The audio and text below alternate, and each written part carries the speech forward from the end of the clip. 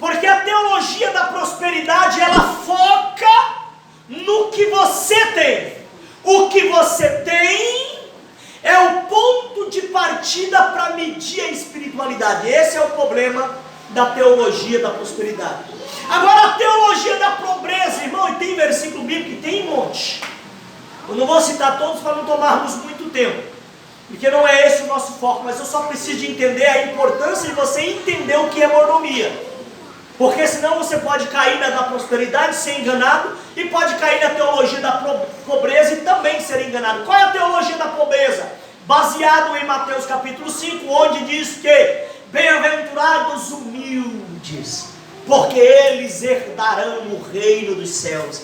Baseado nesse versículo, a teologia da pobreza vai dizer que você não pode ter coisa, porque se tu tiver bens, tiver coisas, você não está no nível espiritual bíblico. Você tem que ser pobre de marré, para você ser um bom servo de Deus. Observa que as duas teologias, ela foca como ponto de partida para medir a tua espiritualidade a partir do que você tem. Agora, a mordomia cristã não. A mordomia cristã, ela vai dizer para você o seguinte: independente do que você tenha, seja muito ou seja pouco, tu tem que administrar bem, porque tem um propósito. Aleluia. Então, se tu não entender essa mordomia cristã, tu pode cair na teologia da prosperidade, e aí você vai subir a ganância para a cabeça. Eu tenho que ter para dizer que eu sou espiritual. Eu tenho que chegar aqui com um carrão, com uma roupona, e tem gente que pensa isso. Vê o irmão coitadinho lá, só com a roupinha da graça mesmo, da misericórdia, fala: o irmão está em pecado, porque ele está prosperando. Não tem nada a ver. Isso é uma ideia da teologia da prosperidade. E se outro dizer: não, o irmão é crente mesmo, porque o coitado é pobre mesmo, do tempo que eu conheço ele, está nessa vida servindo a Deus, também é engano. Então a mordomia cristã, ela te ensina diferente. Não é o que você tem, é como você lida com o que você tem, que vai dizer se você está glorificando ou não a Deus. Vai dizer se tu é espiritual ou não. É como você lida com o que Deus te deu, que vai dizer se você é espiritual ou não espiritual. Então essa é a importância de você saber o que é mordomia cristã. E aí, para resumir esse ponto, deixa eu dizer para você: mordomia cristã é um bom relacionamento com o Criador, baseado na obediência. Ou seja, você obedece Ele e faz com tudo que Ele te deu, de acordo com a vontade dEle. Aí o nome dEle é glorificado. Então é um bom relacionamento partindo da obediência. Porque, irmão, é estranho. Eu vejo algumas pessoas que dizem assim: olha, eu entreguei minha vida para Cristo. E aí dali um pouco você escuta ele dizer assim: a vida é minha, eu faço o que eu quero. Ué, eu não consigo entender, que relacionamento é esse? Se você entrega, então é dele. Então a partir dali, você vai obedecer para que haja um bom relacionamento. Então precisamos de entender. Eu costumo dizer, eu vou mais além, que se algum crente dizer: a vida é minha, eu faço o que eu quero, ele tem que se converter de novo, porque ele não entregou para Cristo ainda. Mas a vida é minha. Eu vi essa semana nas redes sociais um famoso desabafando, dizendo assim: a vida é minha, vai cuidar da tua vida. Não, está errado. Nós somos membros de um corpo, irmão. O que acontece com você, meu irmão, vai afetar eu. O camarada vai dizer assim: ele não vai dizer o fulano, ele vai dizer os crentes. Aí, meu irmão, nessa os crentes eu estou no meio, acaba me ferindo também. Então precisamos de ter um bom relacionamento com Deus, partindo da obediência. Porque tudo que Ele nos deu tem um propósito, tem uma finalidade. Aí nós vamos ver na Bíblia alguns exemplos de mordomia cristã, como no Gênesis 43, verso 19, nós vamos ver José sendo para nós um exemplo de um bom mordomo. Por quê? Porque um bom mordomo, irmão, pode ter fartura e pode ter miséria e pode ter fartura, que ele administra bem. Lembra do José, as vacas gordas e as vacas magras? Um momento ele tinha bastante, outro momento já não tinha nada, mas ele era um bom mordomo. E um bom mordomo, ele consegue passar as adversidades da vida sem escandalizar o nome do Senhor. Pelo contrário, levando glorificação ao nome do Senhor. Glória a Deus. Outro exemplo de uma boa administração, nós vemos Eliezer, Gênesis capítulo 15, versículo 2. O servo de Abraão, que foi obediente ao seu senhor. Abraão serviu como ele pediu, e aí a gente sabe que a história não parou. Isaac encontrou a Rebeca, e aí a história prosseguiu e chegou até nós. Então um bom mordomo, ele consegue levar glorificação ao nome do Senhor por meio da administração que ele recebeu de Deus. Vamos lá, e aí vem os 4 pilares. Deixa eu dar uma olhada no meu tempo aqui. E aí nós vamos para os 4 pilares da vida. A consciência primeiro. A consciência, as 4 consciências que um bom mordomo ele tem que ter. A primeira consciência, irmão, para você ser um bom servo, um bom mordomo, um bom administrador, a primeira consciência está no livro de Número, Salmo 24, verso 1 e 2. Alguém lê para mim, outro já deixa aberto Colossenses capítulo 1, verso 16 e o verso 17. A primeira consciência que um bom mordomo tem que ter. Qual é a consciência, irmão Geraldo? É que nada é dele. Olha só, primeira consciência que um bom mordomo tem que ter: nada é teu, tudo é de Deus. O versículo irmão Léo diz: do Senhor é, não abre brecha, é claro o versículo: do Senhor é a terra, a sua plenitude e tudo o que nela há. Se tu tiver essa consciência, irmão, tu começa bem. Você tem consciência: peraí, eu tenho um carro, eu tenho uma casa, eu tenho uma família, eu tenho, mas foi Deus que me deu. Se tu nunca esquecer disso, irmão, tu não cai no erro de Nabucodonosor. O erro de Nabucodonosor não foi ter as coisas, foi pensar que o que ele tinha conseguido por si só com a força do teu braço. E o texto vai nos dizer que quando ele bradou no teu coração e disse: não é esta a grande Babilônia que eu edifiquei. A Bíblia diz que quando ele usa essa expressão, brada no céu a voz de Deus dizendo: olha, chega. Chega. Então, irmão, se tu tiver essa consciência que o tempo é de Deus, que o teu corpo é de Deus, que o teu tesouro é de Deus, que o teu talento é de Deus, tu vai conseguir servir a Ele bem. Vamos lá, Colossenses 1, verso 16 e o verso 17. Falando ainda da primeira consciência que o bom mordomo tem que ter. Pode ler, irmão.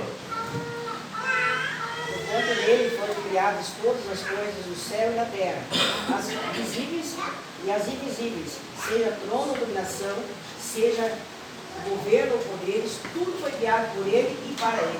7. Ele existe antes de tudo, e o que há, e nele todas as coisas subsistem. E nele todas as coisas subsistem. Sabe por que tu está vivo? Por causa dele. Sabe por que tu tem um bom salário? Por causa dele. Ah, irmão, mas eu não tenho um bom salário. Mas sabe por que tu ainda tem um ruim? Por causa dele. Sabe por que tu tem um cachorro? Por causa dele. Sabe por que tu tem uma família? Por causa dele. Tudo subsiste por ele. Sem ele, nada do que foi feito haveria sido feito. Então a primeira consciência que um mordomo tem que ter é que há um Senhor. Aleluia. Glória a Deus. Há um Senhor no céu. E perante Ele, a Bíblia nos garante, todo joelho vai se dobrar para prestar conta. Seja salvo ou não salvo, todos vamos comparecer perante Ele. Todos. A Bíblia diz: toda língua, tribo, povos e nação, todos vamos comparecer. Irmão, então aprenda nessa noite: há um Senhor. Há um Senhor. E Ele concedeu a você tudo que você tem, mas não te deu por um acaso, te deu com uma finalidade. Vamos lá. Segunda consciência que um bom mordomo precisa de ter é que tudo há um propósito. Eclesiastes 3:1, nós vamos pular esse e vamos ler Romanos 8:28. Alguém lê para nós?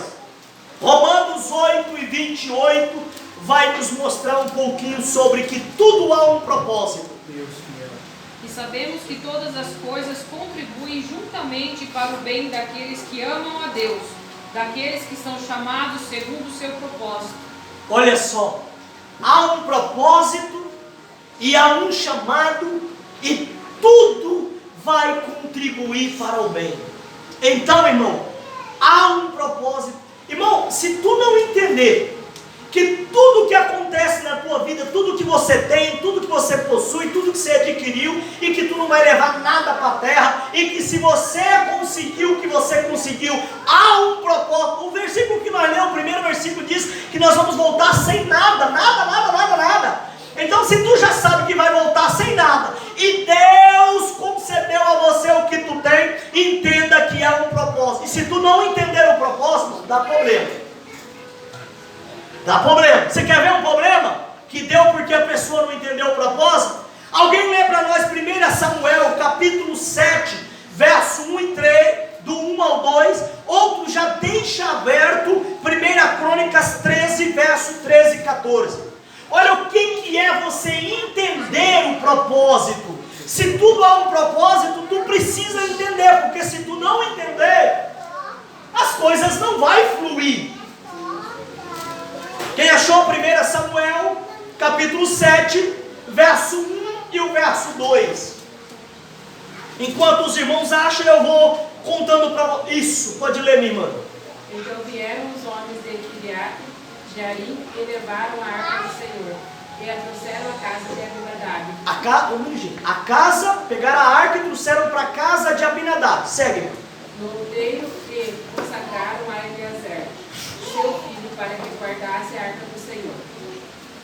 E sucedeu que desde aquele dia a arca ficou criada de Jearim, e tantos dias se passaram até que chegaram 20 anos. Quantos anos, irmãos? Só um minutinho, irmão. Quantos anos, irmãos? Vocês estão ouvindo a leitura? Quantos anos a arca ficou na casa de Abinadab? 20. Isso, continua, irmã. E lamentavam toda a casa de Israel pelo Senhor. O que acontecia com a casa de Israel? 20 anos de lamento. A arca, a presença do Senhor na casa de Abinadab. Agora, Lê, eu estou falando de propósito. É entender o propósito para as coisas fluírem. Porque se tu não entender o propósito, as coisas não vão fluir, o nome do Senhor não vai ser glorificado, e tu não vai vivenciar o que Deus tem para a tua vida. Vamos lá. 1 Crônicas 13, verso 13 e 14. Vai atento aí que eu vou pedindo para parar, tá? Por isso Davi não trouxe a arca a si, a cidade de Davi, porém a fez levar à casa de Obed-edom. A casa de quem que a arca foi levada, irmãos? Obed-edom. Isso, eu estou fazendo isso para ver se vocês estão ligados, tá? Mas graças a Deus que vocês estão. Continua. Assim ficou a arca de Deus com a família de Obed-edom 3 meses. Quantos meses? 3 meses. Continua. 3 meses em sua casa, e o Senhor abençoou a casa de Obed-edom e tudo quanto tinha. Olha só, abençoou quem? A casa e o que mais? E tudo que ele tinha. Ou seja, a mesma arca, 20 anos na casa de Abinadab, foi lamento para Israel e para a casa de Abinadab. Agora a arca, 3 meses só, foi bênção para Obed-edom e para todos que estão na casa dele. Olha só, irmão, por que deu essa diferença? Porque Obed-Edom descendo um geteu, ou seja, da linhagem do gigante que não gostava de Israel, sendo ele dessa linhagem parentesca, ele entendeu que o que estava ali não era qualquer coisa, era a presença de Deus, e diante da presença de Deus, ele entendeu o propósito e portou de maneira correta e coerente, e a bênção do Senhor pairou sobre a vida dele e daqueles que a rodeiam. Irmão, se tu entender que Deus tem um propósito na tua vida, no servir a Ele, a bênção do Senhor vai chegar na tua casa. E não é só na tua, além de você, quem está à tua volta será abençoado. Então, a segunda consciência que um bom mordomo tem que ter é que há um propósito. Há um propósito. Davi chega a dizer assim, que até a aflição que ele tinha sofrido, ele disse: Senhor, foi bom eu ter sido afligido. Mas lógico, depois, né, irmão? Depois que passou a prova, que ele foi entender o propósito da prova, ele vai dizer: Senhor, foi bom eu ter sido afligido. Irmão, eu passei uma das maiores provas da minha vida, que eu cheguei a orar no portão da minha casa e disse: Deus, se o Senhor não tem misericórdia de mim, não falar nada comigo nesse culto que eu vou, eu nem sei o que será de mim amanhã. Isso foi antes de eu ir para o culto. E estava numa prova medonha. Chegou no culto, Deus falou para mim: fica tranquilo, não arreda o pé que tu vai entender depois. Aí depois, hoje, pastor Paulo, hoje eu falo para qualquer pessoa, foi a melhor experiência que eu tive com Deus. Então tem coisas que acontecem na vida da gente que a gente não entende, mas tem um propósito. Tu precisa de saber, não é à toa. Não é à toa que eu estou passando por isso, não é à toa que eu estou passando, tem um propósito. Se tu entender que tudo que acontece na tua vida tem um propósito, seja permissivo da parte de Deus, você vai, aleluia, passar esse momento melhor e o nome do Senhor vai ser glorificado. Aleluia. Agora tem gente que não vivencia o que Deus tem para a vida dele, porque não entende o propósito. Acha que eu sou mais um. Eu sou membro do banco. Não, eu estou ali só para... Acho que Deus não tem nada. Eu ouvi isso essa semana. Deus não tem nada comigo, não. Eu falei: nossa, irmão, que legal. Primeira vez que eu ouço dizer que Deus errou na escolha. A pessoa levou um choque assim. Eu falei: por quê? Porque a Bíblia diz que quem escolhe é Deus, e se Ele escolheu você. E se está falando que não tem serventia para nada, então a primeira vez que eu ouço dizer que Deus errou.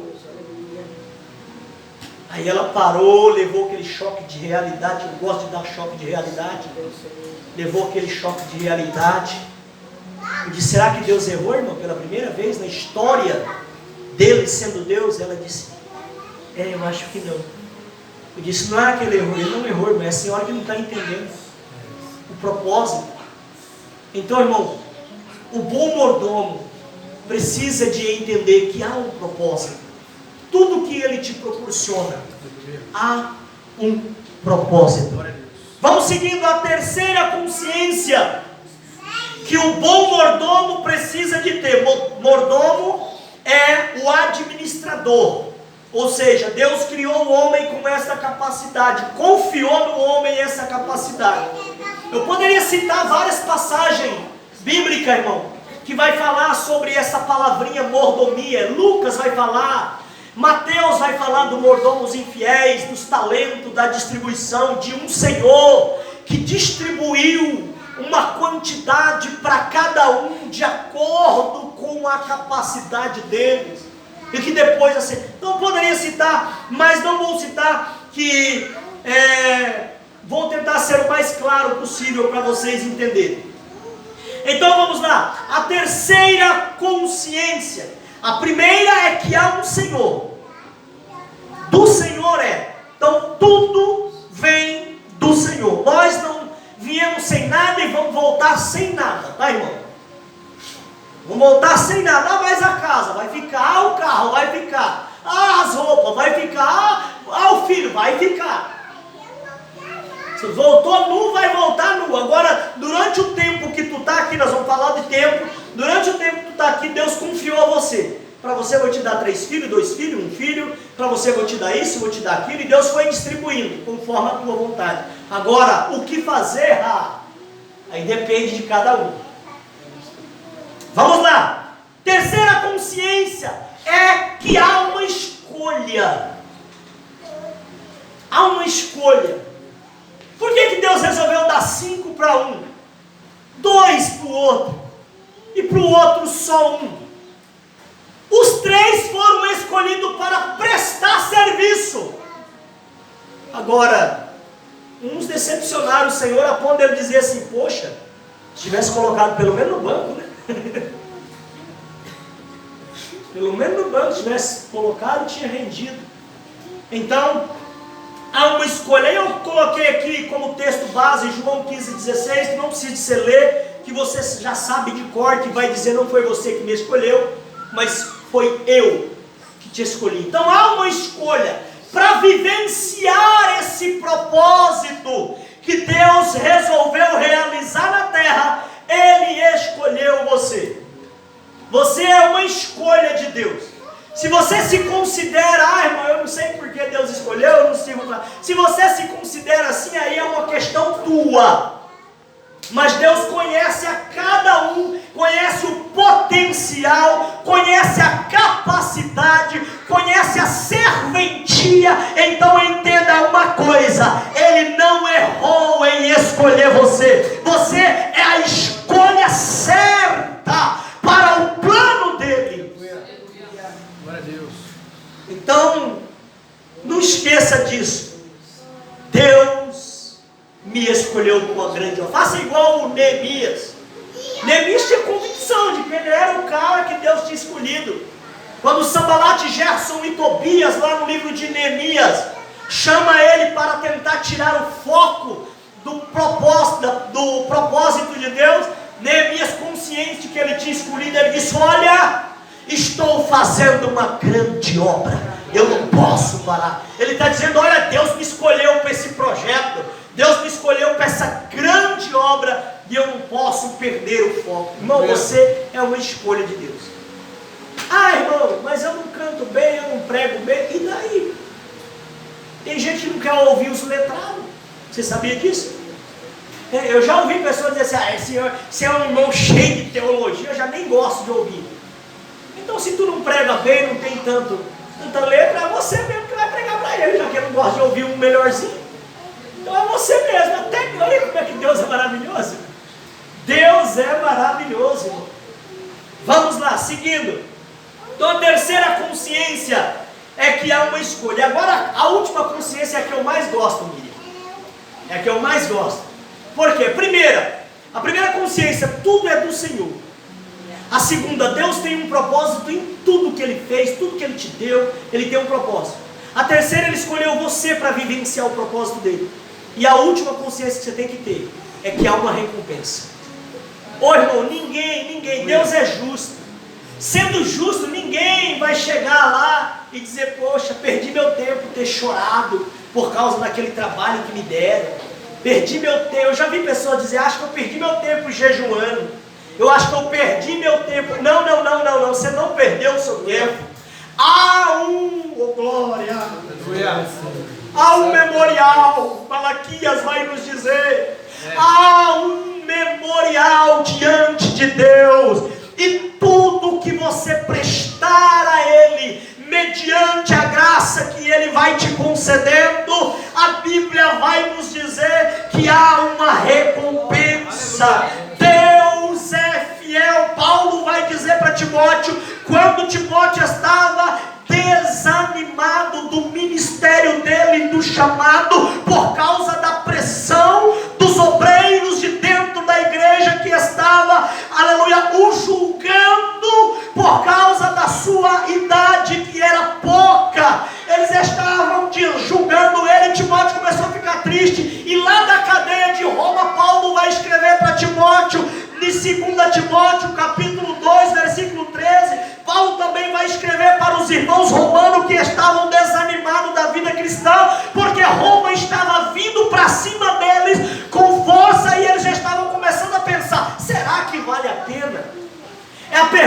eu mais ouço, pastor Paulo?